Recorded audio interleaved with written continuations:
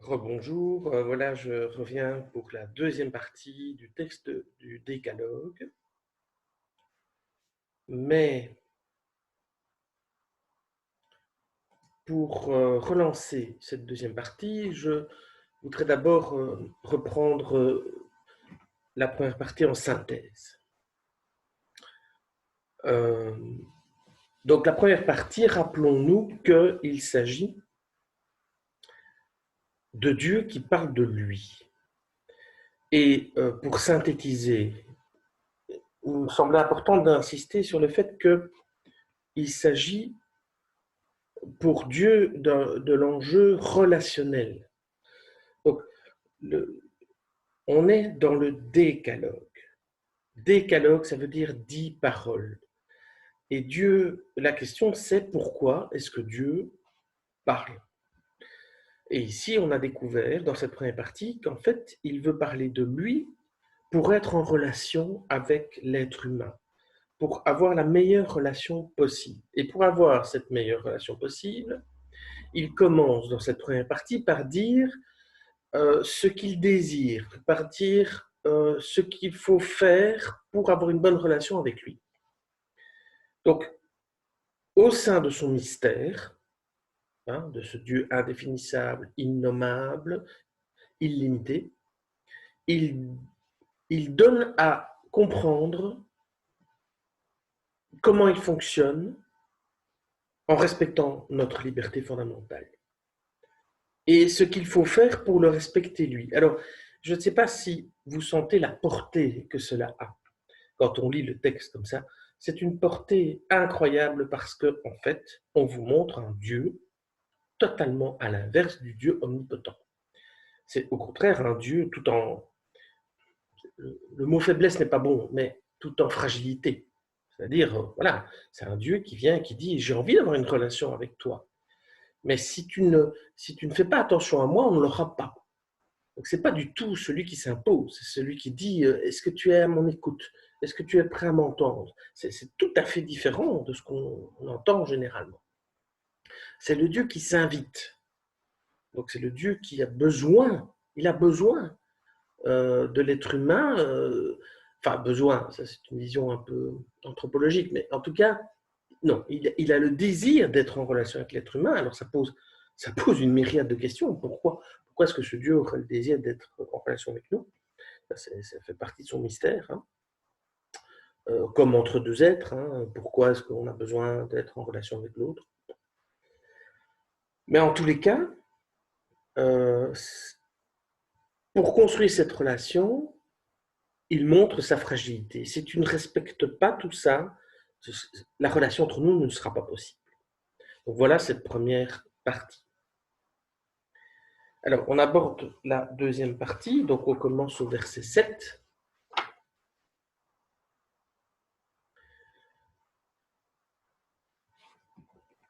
Tu ne prononceras pas le nom de Yahvé ton Dieu à faux, car Yahvé ne laisse pas impuni celui qui prononce son nom à faux. Bon, alors, souvenez-vous toujours la petite phrase de ne pas regarder le doigt, mais de regarder la lune.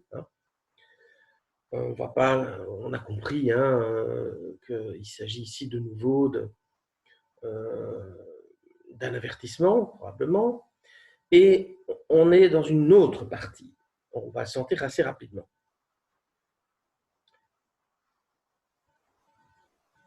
C'est qu'en fait, ici, on glisse. Dans la première partie, Dieu parlait de lui. Ici, vous sentez qu'il parle d'autre chose. C'est-à-dire, il parle de ce qu'on peut faire en son nom vis-à-vis des autres.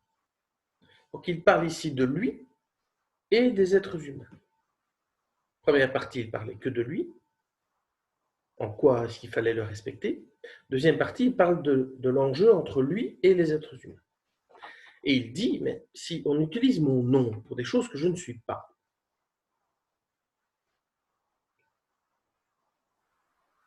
mais la relation avec moi ne sera pas possible, c'est logique. Sentez que ça continue ce qui est écrit au-dessus. Je veux une relation équilibrée avec un être humain libre. Souvenez-vous, depuis le verset 2. Et si vous utilisez mon nom Si vous dites des choses en mon nom qui sont tout à fait l'inverse de ce que je suis, mais on n'aura pas de relation avec moi. Et c'est ce que nous voyons, nous, dans notre civilisation. Toutes ces générations qui ont appris un Dieu de terreur, un Dieu qui punit, un Dieu méchant, un Dieu vengeur. Bah, regardez aujourd'hui, il y a plein de gens qui, logiquement, ont fui ce Dieu-là et ne permettent pas la relation avec ce Dieu. C'est logique. Et c'est ce qui est dit, c'est si vous utilisez mon nom à faux, donc pour dire quelque chose que je ne suis pas, eh bien la relation ne sera pas permise.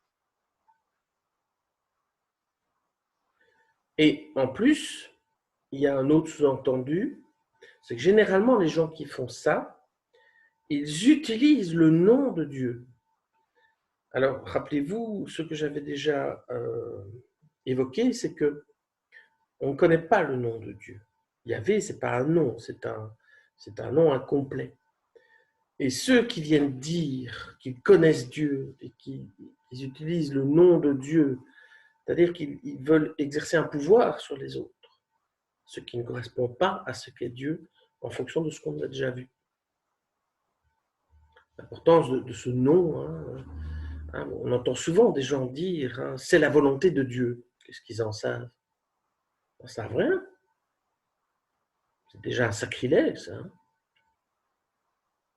Alors, continuons. Au verset 8 et suivant, tu te souviendras du jour du sabbat pour le sanctifier. Pendant 6 jours, tu travailleras et tu feras tout ton ouvrage. Mais le 7e jour est un sabbat pour Yahvé ton Dieu.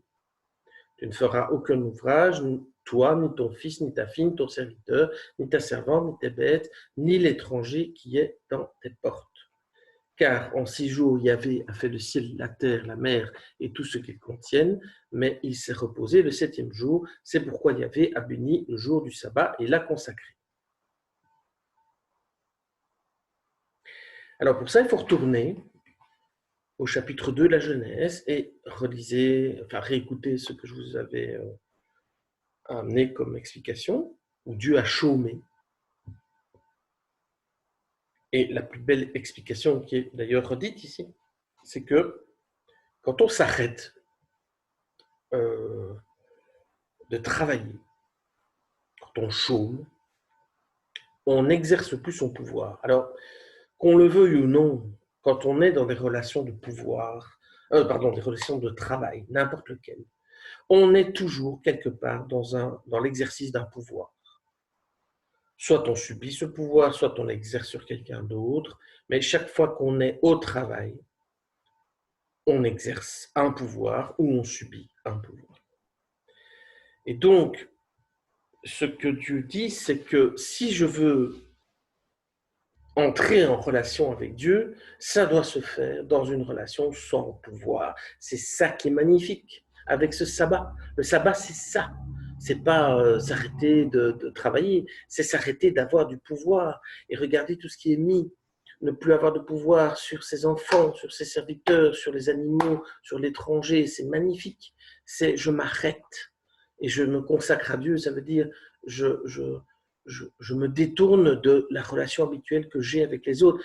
Mais donc ça veut dire, et c'est ça le glissement qui est en train de s'opérer, c'est que Dieu dit, cette relation que moi j'ai eue pour la création, il faut que cette relation, vous la viviez entre vous.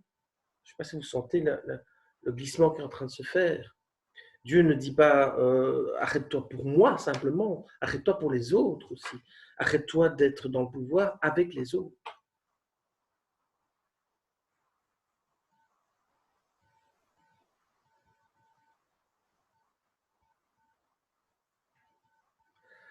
Et on peut se demander pourquoi. Pourquoi s'arrêter d'exercer du pouvoir ou de subir le pouvoir? Mais toujours pour la même idée centrale, c'est l'exercice de la liberté.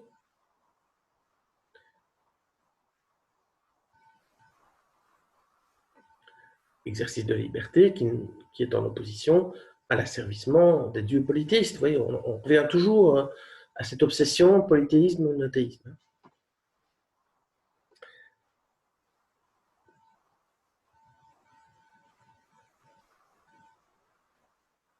Et alors on arrive à un verset qui est d'une puissance telle que, évidemment, la plupart du temps, il est extrêmement mal compris, il est pris dans une lecture extrêmement simpliste, très dangereuse, et qui n'est pas en cohérence avec ce que je suis en train de vous expliquer. Honore ton père et ta mère afin que se prolongent tes jours sur la terre que te donne Yahvé ton Dieu. Alors, c'est un verset extrêmement dense, très court, mais qui a une portée incroyable. Et là-dedans, vous avez de la philo, de la psychanalyse, de la psychologie, de la morale, vous avez de l'éducatif. C'est incroyable ce qu'il y a dans un petit verset assez court. Alors, donc on va s'y arrêter calmement.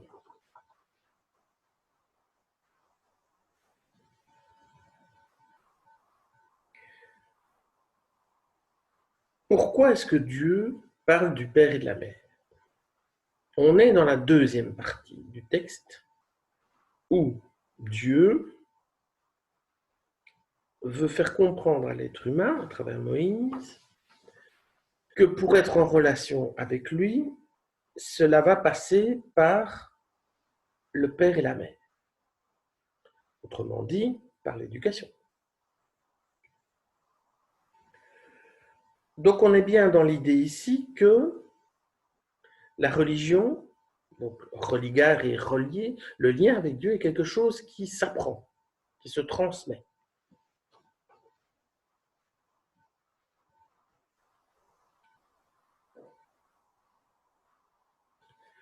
Alors, vous avez un verbe là, qui est un verbe aussi, attention, c'est un mot, c'est une traduction, hein, honorer. Alors réfléchissons. Alors, évidemment, si vous prenez une lecture d'imposition, honore ton père et ta mère, vous allez le traduire par le fait d'obéir. Mais si on est dans une lecture en cohérence de liberté, qu'est-ce que le sens d'obéir vient faire ici? Ça pèse pas lourd. Or, justement, honorer, c'est un mot, c'est un verbe de lourdeur, ça a du poids.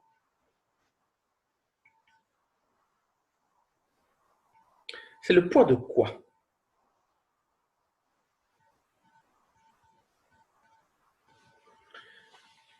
Mais c'est justement le poids de ce que le père et la mère ont transmis à leur enfant. Alors c'est ça qui est paradoxal dans ce verset. C'est très complexe parce que quand on dit à un enfant d'honorer son père et sa mère, comment est-ce que l'enfant peut honorer son père et sa mère si le père et la mère n'ont pas appris d'abord à l'enfant quelque chose d'honorable? Je veux dire qu'un enfant qui se fait violer par son père, je ne vois pas comment il va pouvoir honorer son père de la manière la plus parfaite qui soit. Si un enfant a été battu par ses parents, maltraité par ses parents, comment voulez-vous que cet enfant puisse honorer ses parents? Donc, c'est ça qui est très difficile dans ce début de verset, c'est que la proposition, vous devez d'abord l'inverser pour la comprendre. Je ne peux honorer que si je n'étais honoré. Donc, je ne peux honorer, je ne peux avoir appris à honorer que si on m'a appris à honorer. C'est un peu le serpent qui se mord la queue, mais il faut remettre la proposition dans le bon sens. Et pourquoi est-ce que c'est fondamental? Ça redit ce qui a déjà été dit avant, au verset 5. C'est que Dieu est en train de parler au père et aux mères, et il dit, mais écoutez, si vous avez appris qui je suis, ce Dieu d'amour, ce Dieu de relation, si vous l'avez appris à vos enfants, si vous avez appris mon vrai message, ce que je suis vraiment dans mon message, si vous avez appris ça à vos enfants, ils vont l'accepter parce que c'est quelque chose de positif, de structurant. Et donc, si vous leur avez transmis ça, ce que vous avez appris à vos enfants va perdurer à travers leurs propres enfants, leurs petits-enfants. Et donc, vos enfants, vos petits-enfants auront envie d'avoir une relation avec moi, afin que se prolongent tes jours sur la terre que te donne Yahvé ton Dieu. Il faut lire ça comme ça, c'est-à-dire, alors la relation entre eux et moi, entre vos enfants, les petits-enfants et les petits-enfants, pourra continuer sous cette manière-là.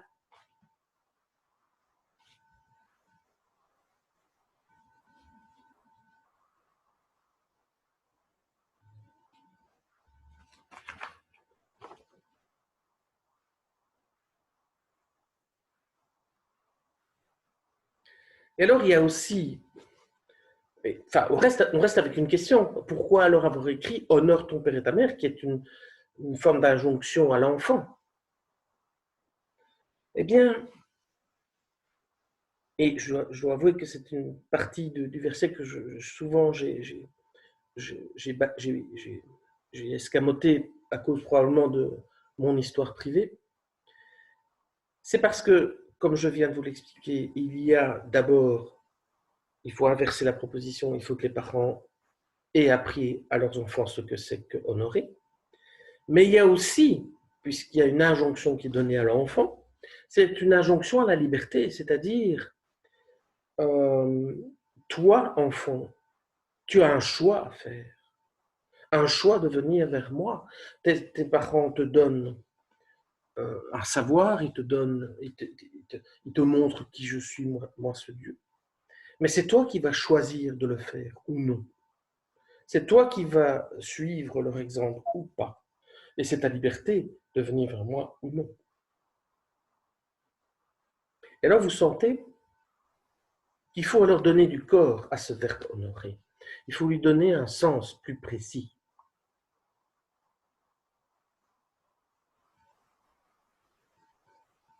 C'est-à-dire que honorer, dans ce sens-là,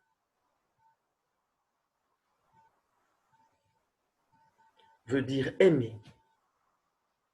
Que aimer veut dire respecter la différence que j'ai avec mes parents. Ils sont eux, je suis moi.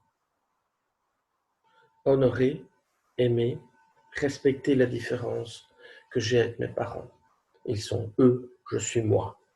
Et je fais le choix ou non de suivre ce Dieu avec qui eux étaient en relation. Honorer, aimer, respecter la différence. Et vous voyez que là, on est en cohérence avec le texte et on est en cohérence avec ce qu'on avait vu dans le texte du chapitre 2 de la Genèse de la création de l'être humain, qui déjà lui aussi était appelé au respect de la différence.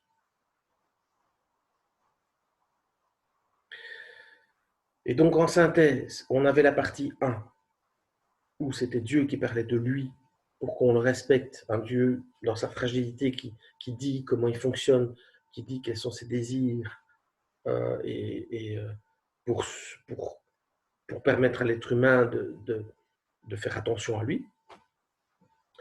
Dans la partie 2, on vient de lire toute une partie où Dieu parle de ce qu'il est par rapport aux êtres humains.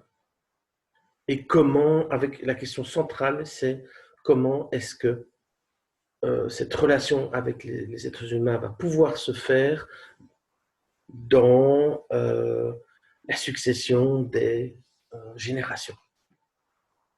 Donc il y a un enjeu de salut de la communauté pour toutes les générations à venir.